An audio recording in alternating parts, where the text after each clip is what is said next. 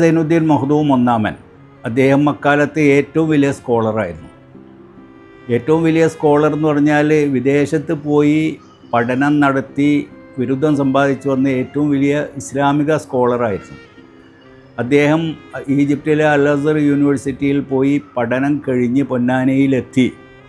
ആ കാലത്ത് തദനുസൃതമായ രീതിയിലുള്ള ഒരു പഠന ക്രമീകരണം രൂപപ്പെടുത്തുകയും ഗ്രന്ഥങ്ങൾ രചിക്കുകയും അദ്ദേഹം തന്നെ സ്ഥാപിച്ച വലിയ ജുമാഅത്ത് പള്ളിയിൽ ദർസ് സമ്പ്രദായത്തിനെ വ്യാപിപ്പിക്കാൻ ആരംഭം കുറിക്കുകയും ചെയ്തു.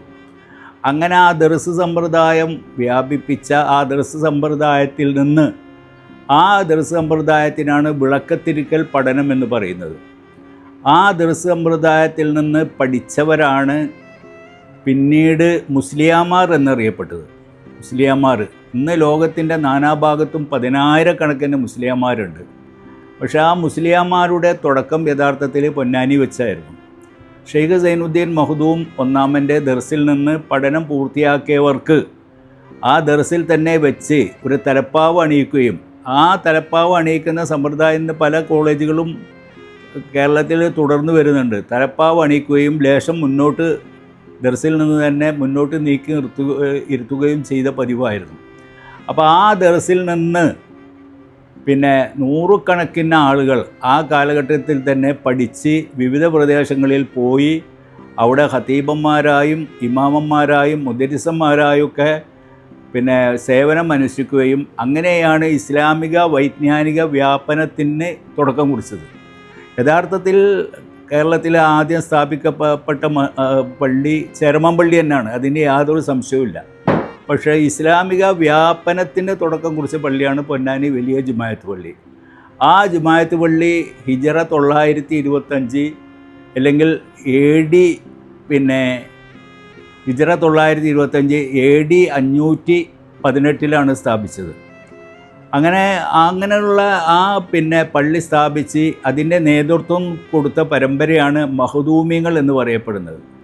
ഇന്ന് പൊന്നാനിയിൽ ആ സ്ഥാനം വഹിക്കുന്ന വ്യക്തിത്വമാണ് മൗനത്തുൽ ഇസ്ലാം സഭയുടെ ഖജാൻജിയും പൊന്നാനി കാളിയുമായ സയ്യിദ് MP മുത്തുക്കോയത്തങ്ങൾ. അപ്പോൾ ആ പാരമ്പര്യം ഇപ്പോഴും തുടരുന്നുണ്ട്. ഇസ്ലാമിക വൈജ്ഞാനിക വ്യാപനത്തിനും പിന്നെ തുടക്കം കുറിച്ച് പല പ്രദേശങ്ങളിലും ദർസുകൾ ആരംഭിക്കുകയും പിന്നെ ഇസ്ലാമിക വൈജ്ഞാനിക മറ്റു രീതിയിലുള്ള പ്രവർത്തനങ്ങൾക്ക് തുടക്കം കുറിക്കുകയും ചെയ്തു. അപ്പം ഈ രീതിയിലുള്ള ഒരു വളർച്ച പൊന്നാനി ആ കാലത്ത് തന്നെ പൊന്നാനിക്ക് ഒരു പ്രത്യേകമായ ഒരു മതിപ്പും പിന്നെ ഒരു അംഗീകാരമൊക്കെ വന്ന് നാനാഭാഗത്തു നിന്നും വിദ്യാർത്ഥികളെത്തി. അങ്ങനെ ഇസ്ലാമിക വൈജ്ഞാനിക വ്യാപനത്തിന് ആരംഭം കുറിച്ചു. ഇതോടുകൂടി പൊന്നാനി പഴയ ഒരു തുറമുഖമായ പൊന്നാനി മറ്റ് ഇസ്ലാമിക രംഗത്തും വളരെ നല്ല രീതിയിൽ ഉയർച്ച ലഭിച്ചു. അങ്ങനെ നാനാഭാഗത്തു നിന്നും മുസ്ലിങ്ങൾ ഇവിടെ പഠനത്തിനെത്തുകയും അവർ പൊന്നാനി ആസ്ഥാനമായി പിന്നെ ഒരു പ്രത്യേക സംസ്കാരം രൂപീകരിക്കുകയും ചെയ്തു. ആ സംസ്കാരത്തിൻ്റെ അടിസ്ഥാനത്തിലാണ് പൊന്നാനി ഒരു ഇസ്ലാമിക കേന്ദ്രമായി മാറിയത്. രണ്ടാണ് അതിന് പ്ലസ് പോയിൻ്റ്. ഒന്നാമത്തത് പഴയ തുറമുഖം എന്നുള്ള ഖ്യാതി, രണ്ടാമത്തേത് ഷെയ്ഖ് സൈനുദ്ദീൻ മഖ്ദൂം ഒന്നാമനോട് കൂടിയിട്ട് വന്ന ഇസ്ലാമിക വൈജ്ഞാനിക വ്യാപനം. അങ്ങനെ പൊന്നാനി കേരളത്തിലെ മക്ക, ചെറിയ മക്ക, മലബാറിൻ്റെ മക്ക, പള്ളികളുടെ മഹാനഗരി എന്നൊക്കെ പേര് പൊന്നാനിക്ക് സിദ്ധിച്ചു. കേരളത്തിൽ തന്നെ ഏറ്റവും കൂടുതൽ പള്ളികളുള്ള മുനിസിപ്പാലിറ്റിയായി പൊന്നാനി മാറി. ഏകദേശം 90-ലധികം പള്ളികളുണ്ട്.